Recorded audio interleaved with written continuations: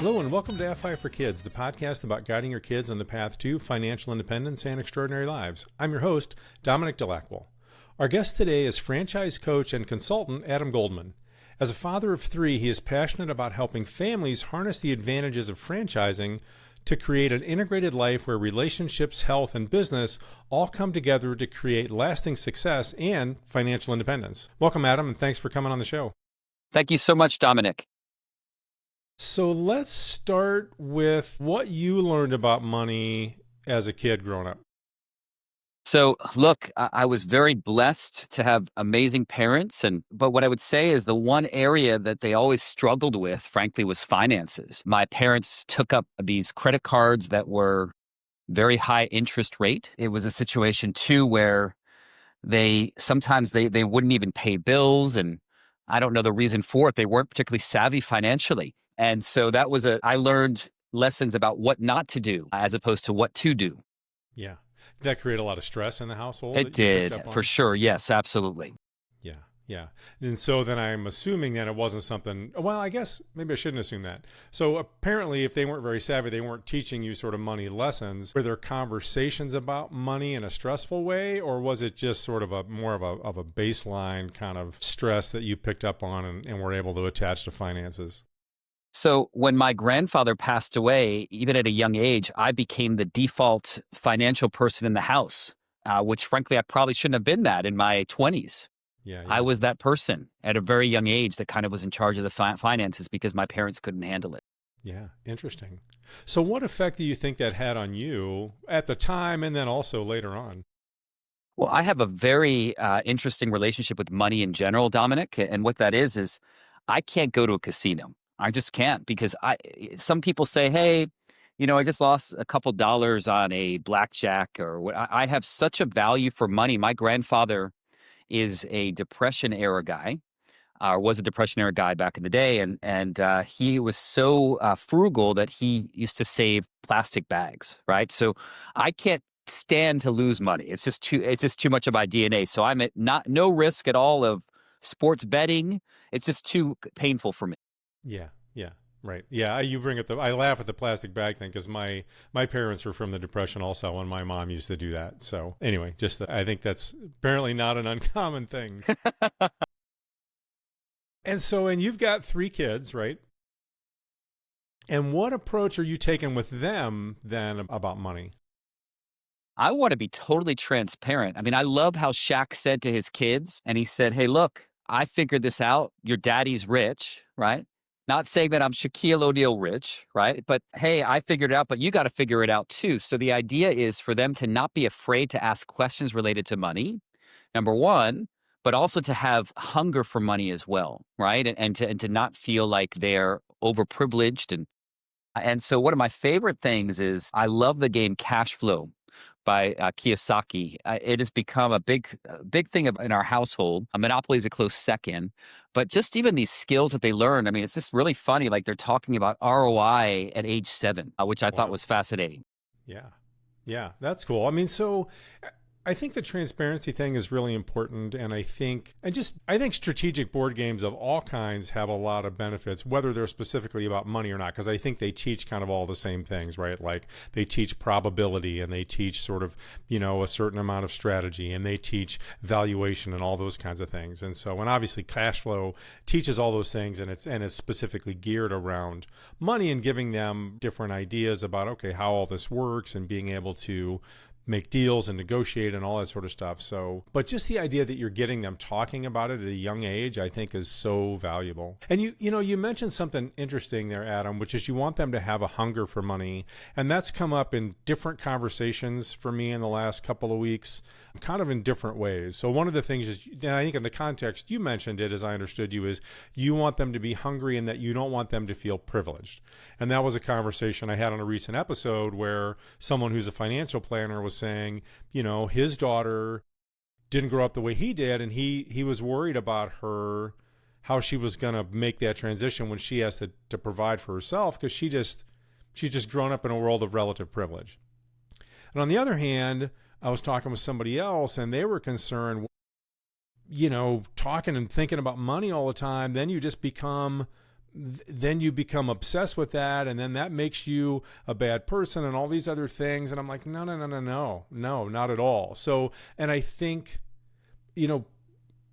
as you started off, right, a complicated relationship with money. I think that's true for all of us because it touches so many aspects of our lives, and we pick up on things as we're growing up that we're not even necessarily aware of. And some of those things become so ingrained, they can be hard to realize or then give up. Like that idea of thinking about money or wanting more money is a bad thing. And I just think that's so limiting, because you want more money to be able to do more things in life doesn't make it bad. Money is just a tool. It's neither good nor bad. So anyway. I totally agree. And I don't consider myself money obsessed, right? I agree with you being a tool. I mean, relationships obviously are so much more important than money itself. But it's look, if you don't have any money, then you can't do anything.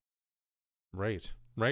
No, and then you're dealing with, well, like the situation you grew up in, right? Where then there's a lot of stress and stuff. And that has its own, all kinds of potentially negative consequences, right? I mean, so, and you're not able to have a more, like there's so much abundance available out there in the world, but when you don't have money, then you really can't take advantage of all that. And that's really unfortunate, because there's plenty of money to go around, and having enough money to do the things that you want to do that bring you meaning and joy and provide you more opportunities for your family. If you can do that without being sort of obsessed about it, why wouldn't you? And it's not that complicated if you just know the basics and apply a little bit of discipline. So I think it's great that you're having those conversations with your kids, right? It's very open so that they're not afraid of talking about it or feeling like it's taboo. And then, well, I guess two things, right? They're not learning it somewhere else where maybe it's bad information, or if you're talking about it, they're not picking up misconceptions about money without you knowing about it if you're talking. So then you can help be like, oh, no, that's not how it works, right? I mean, so if you're choosing not to spend money on things, this has come up in other episodes, some parents' kids are like, well, wait, we're poor. It's like, no, we're not poor. We're choosing not to buy those things so we have money for something else. We're making choices, right? So having that conversation, being open with them, I think is really great. So I want to expand a little bit on my childhood, because some things really come to mind talking to you. And let's talk about the negative first. I remember vividly, and I'm not saying that I deserved it, right? But I remember going to AAA, right? When that was the travel agency. Back then, we actually had physical travel agencies, and sitting with my parents, all excited, going to go on this trip to Europe, to Portugal. And then coming back home, like, hey, we can't afford a trip to Portugal. Look, it wasn't the fact that I'm not going to Portugal. It's just I had this anticipation and excitement, right, to go. Things such as being at school and not being in the clothes that were nice. Now, my dad worked for a department store as I got older, which was great. So that was negative. Those are two negative things related to money. But on the flip side, I was very blessed to have family members, my aunts, my uncle, and my grandparents that sent us on trips and that took money from family and were very generous with us. And I saw that example as well of abundance. Yeah. Well, abundance and generosity, right? And taking care of family. So yeah. Yes. Yeah, that's great. No, thanks for bringing those up, Adam. I think that's cool. Hi, a quick pause for something I'm really excited about. I'm creating a new program called Millionaire Habits for Families. It's designed to help parents teach their kids how money actually works and start them early on the road to financial freedom. It's habit-based, and it doesn't take a ton of your time, and it's a step-by-step program. So if you're not sure how to teach your kids about money, that's exactly what the program is designed for. You can join the waitlist today to get early access and sneak peeks as we get closer to launch. Just go to DominicDeLaquil.com or tap the link in the show notes. Okay, thanks. Back to the show. So let's go ahead and transition and talk about the franchise world. So, and before we talk about maybe why franchises are a good vehicle on the path to FI, just give us a little bit of background on how you got into the franchise world. Sure. I am absolutely an accidental franchise person, right? I got in 15 years ago. I was very blessed. I believe timing's everything in markets. I just happened to stumble in. I'm the Forrest Gump of real estate, in that after 2008, I had this bright idea of buying real estate. And in hindsight, that was like the best time ever after a major recession. Yeah. bought some properties, and I realized that my deals were drying up, and got connected. I didn't know what I was going to do next in 2010. And so my friend connected me with a franchise coach, and I looked at 3 different options, and I decided to invest in an office cleaning master franchise in Houston. I'm very good at following process, not as good at actually creating process from scratch. And went ahead and started this business, built it up, and then had an unsolicited offer, fast forward 8 years, to sell the business to someone that owned the region next to mine in Austin and San Antonio, and stumbled again into franchise coaching and consulting, in that I'm a matchmaker between existing franchise brands and people that want to invest in franchises. Oh, okay. All right, cool. So then let's talk about why business ownership is a good path to financial independence, and then specifically why franchises. And I think you touched on part of it in a comment you just made, but if that doesn't come up, I'll circle back around to that. So why business ownership is a path to FI, and specifically why franchises? I think that business ownership is great in the fact that you're building an asset for yourself, right? In general, becoming your own boss. And that's a great way to have financial independence. What I would also say that the big point of franchising is that if you buy into a great franchise, then you're able to scale that business. The analogy is, let's think about entrepreneurship as being a bicycle, but now you have your training wheels. You are paying royalty fees and franchise fees, but hopefully you're getting good value for it, and you're able to scale that business higher than you would have if you started something by scratch. Yeah. Well, and to my way of thinking, right, they're similar, but also quite a bit different. So and to some extent, they require different drives. And you mentioned, right, you're good at following a process, because the thing about franchises is you're paying those royalty fees and whatever else, but that's because you've got a system. Right? There's a system that's already been developed that works, and then you just have to understand that system and apply it. Versus if you are starting a business from scratch, whatever that is, you are creating all those systems yourself. And if you're successful, the end result can be similar in that you have systems that then you sort of follow, and you hire more people, and you have other managers or whatever, depending on how big you grow, and they follow those. But it's a very different process, and a lot more work and a lot more uncertainty to create those things from scratch. Now, some people are really driven to do that. And that's a different thing. If you're really driven and you want that, you're trying to fill that creative need, that's one thing. But if you're just interested in business and you want to follow the process, and you want the advantages of being able to grow it and scale it like you were talking about, so you're not just trading your time for money for someone else, then franchises, it seems to me, can be a great way to go if you find one that's a good fit for you. Absolutely. I mean, and there's a famous book called The E-Myth. And the whole idea behind this book by Gerber, Have you read it before? Oh, yeah. I love The E-Myth. Yeah. I mean, all right. That's like, yeah. That is the Bible for franchising, because their whole hypothesis is that if you start something from scratch, you're going to be the CEO, the CFO, the accountant, you name it, and you're just not going to do the best work possible. But if you have SOPs and processes that are time proven, then you're going to do a great job, and it's going to be a lot more valuable.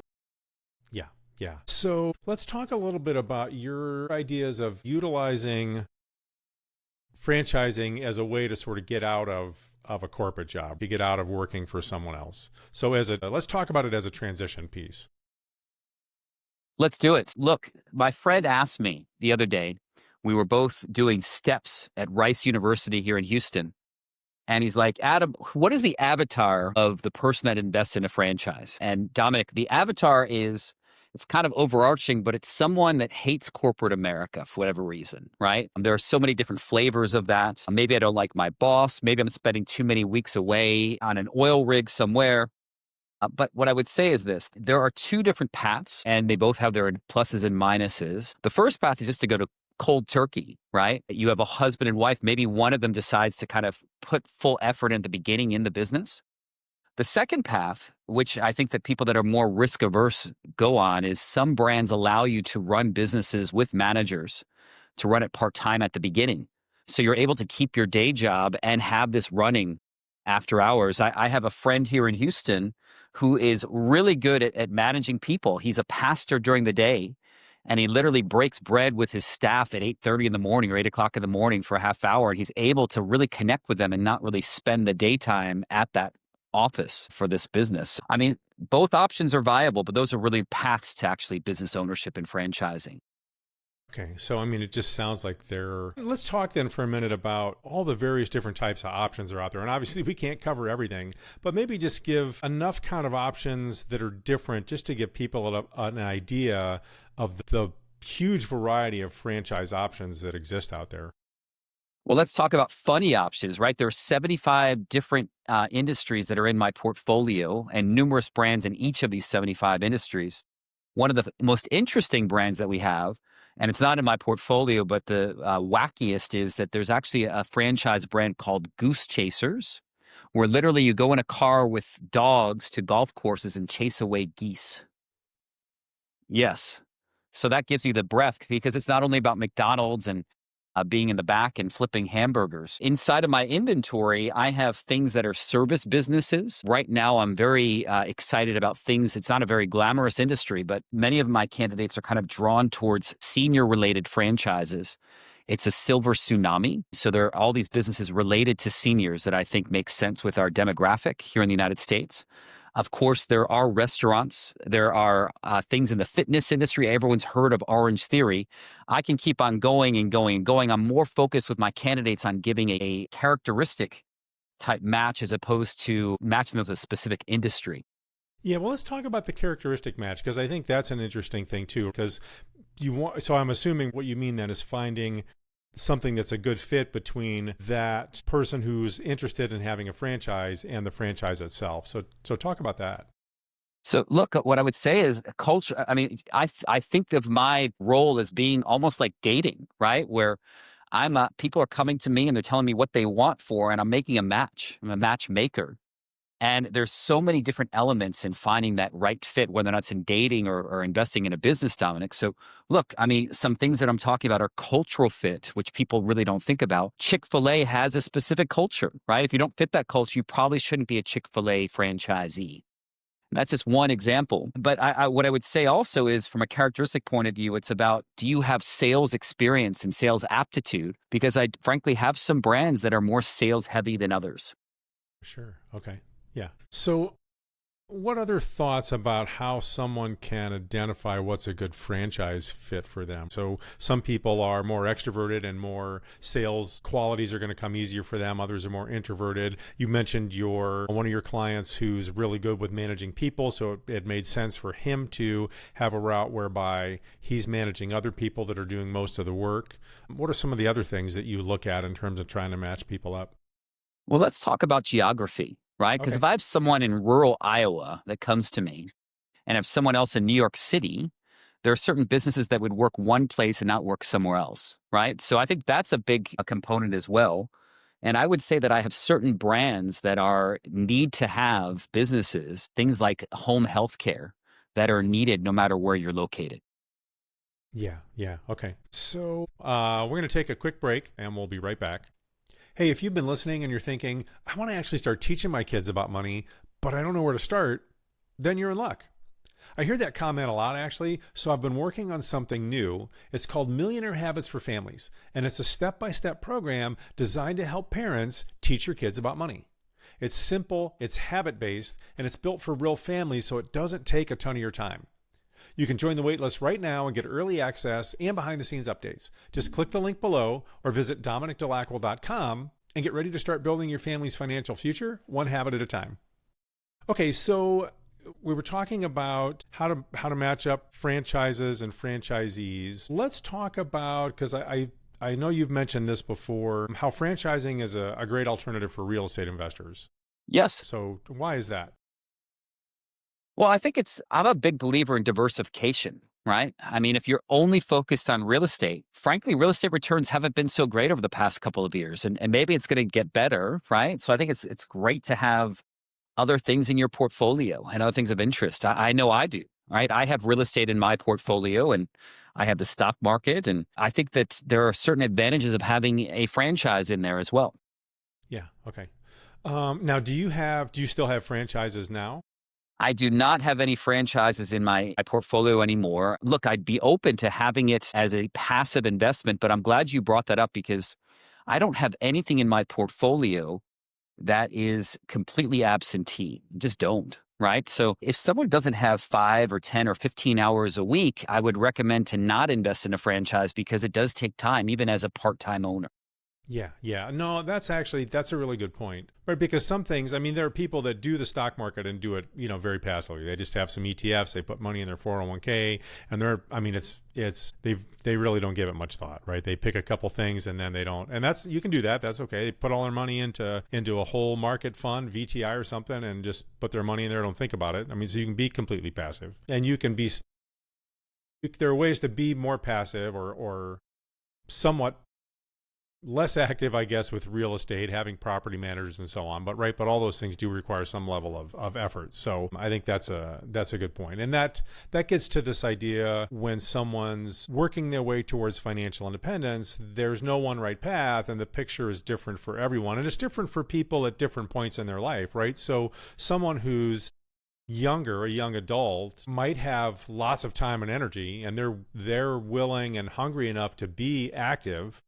Whereas someone who's in their mid 50s at a different point in their career and they're looking to move in a different direction or add something different to their investments, has then got to decide, how active do I want to be or not? So yeah, the good things to think about. So the majority of people that are investing in franchises, what is that age range?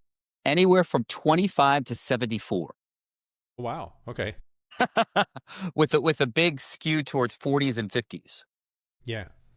Okay. So then let's talk for a second let's look at this from a family point of view. So if you've got a family and you've got some parents that are maybe looking at franchising and they've got kids and they're trying to teach them things about money and move them along, what are some things that they could look at in terms of how to either take their parents' franchising interest and either teach the kids via that or potentially wrap them in some way to whatever the franchise business might be, and they do it as a bit of a family business to some extent? So let's talk about families and franchising. I actually have some brands. I have mobile food business concepts, multiple of them. And it just happens to be something that is conducive towards families owning them together, right? Meaning, like, if you have a teenager, they can run this donut stand on the weekends, which is really interesting. I've also had situations where we have adults of grown children. Last year, I had 2 cases in which the parent introduced their son or daughter in their 20s or 30s and said, "You should really talk to my son or daughter." And they both bought a service business. And I just thought that that's such a loving thing to do for a parent, maybe even giving them some sort of financial support. Those are really the things that I've seen the most. That's interesting. Yeah, that's cool. And so just talk a little bit about your process. So if someone is they're interested in maybe franchising, but they're not sure, they've done some research, but they're still not sure where to go, then if they come to you, kind of what does your process look like? Well, the best thing about my process, Dominic, is it's free, right? This is kind of unbelievable. It's the franchise brand that pays us if we make a successful match. Cool. So the way it would work is someone comes and they go ahead and we have them fill out a survey that takes 5 to 10 minutes.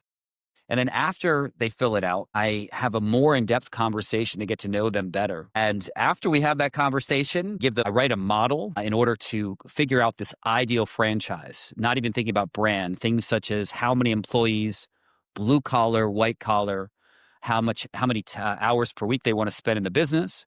And then I make these 3 matches. And look, I think that my one differentiator with my candidates is that throughout the process, from the time that they get introduced to the time that they decide to invest, right?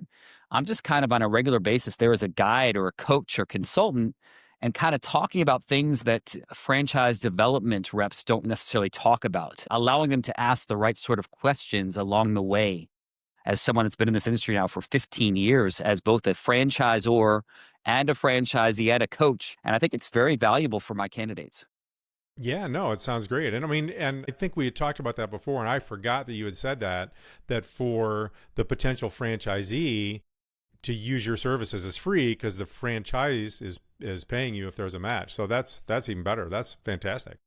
And I want to expand on this when my candidates buy, right? And I'm changing lives, right? I had this one candidate in Boise, Idaho, not necessarily a bastion of franchising, but before he was commuting 3 or 4 hours per day to get to his job in Oregon. And now he has a really booming business, a service business in Boise, Idaho, and he doesn't have to spend all this time commuting, and he can spend more time with his wife and his family.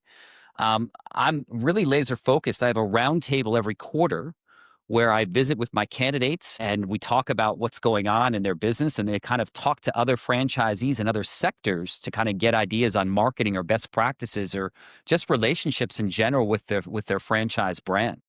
Yeah, yeah, that's really great. I'm in Boise actually, so I just Okay. what's the business? Can you It's a, say? yeah, sure. It's a line striping business. So Interesting. kind of crazy, but shocker, there are lines and there are parking lots in Boise, Idaho as well. And there Yeah. is inclement weather. So that's good for the parking lot maintenance business.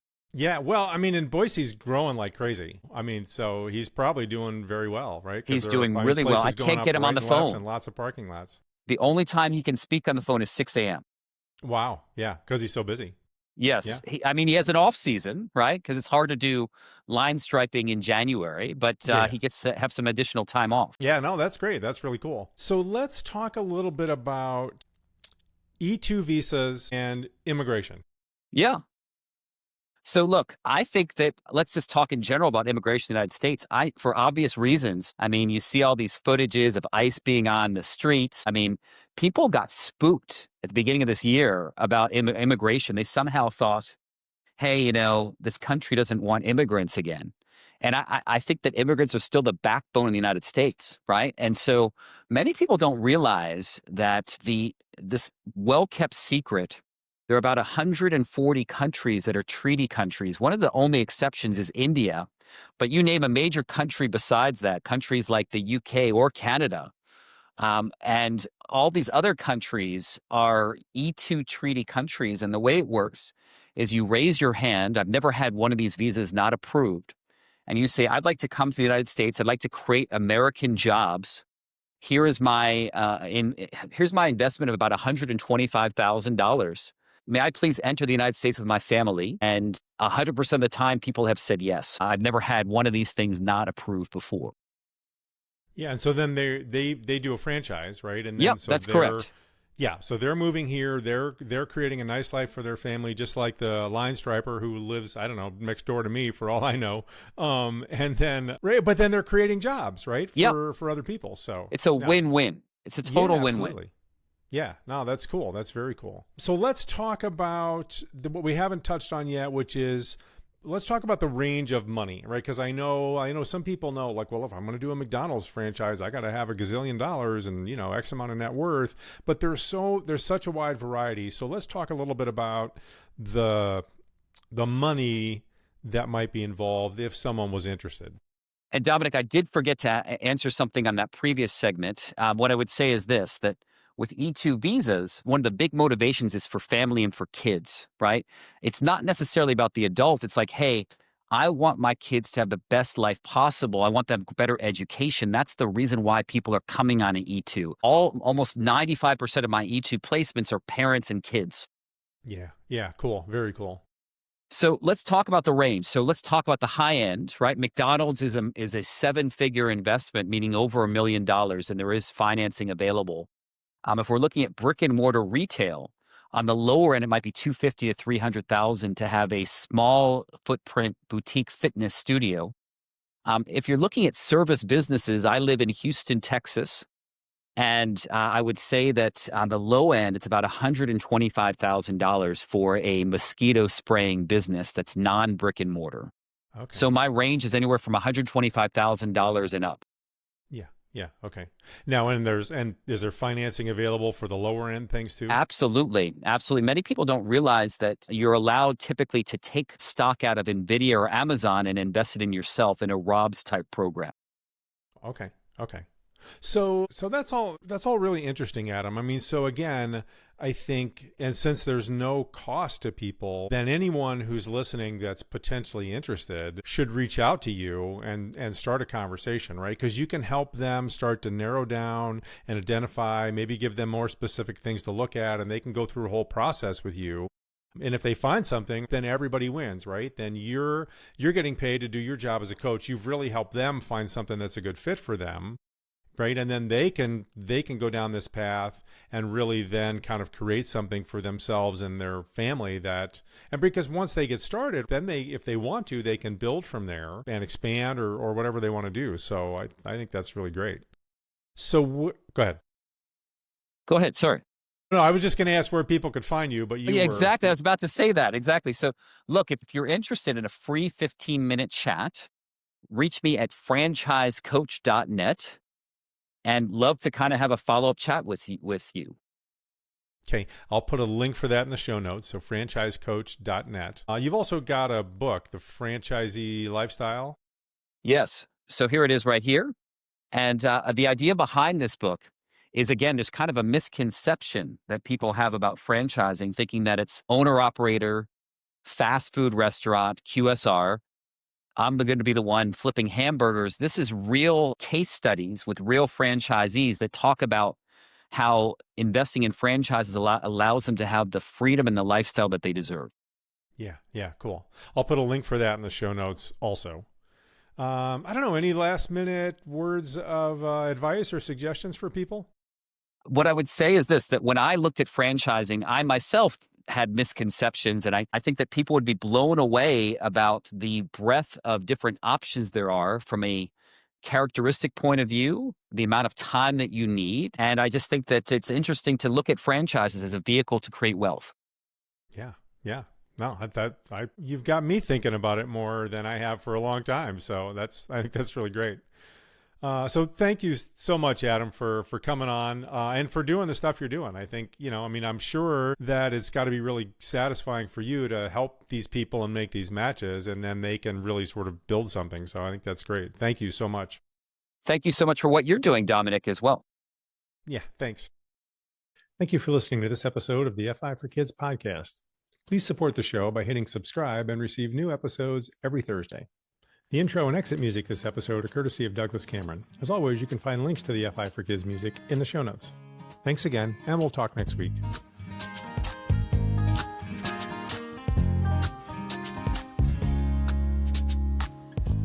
You're about the horizon. I can't reach you, you're so far away. And if I run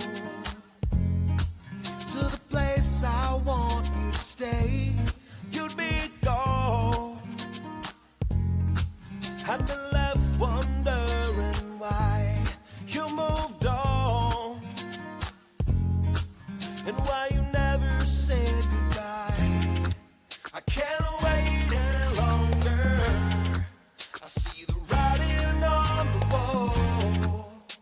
It's time for us to say, tomorrow we are yesterday.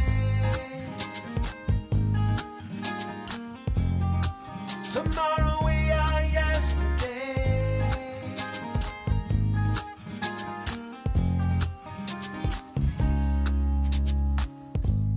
You're like the sunset.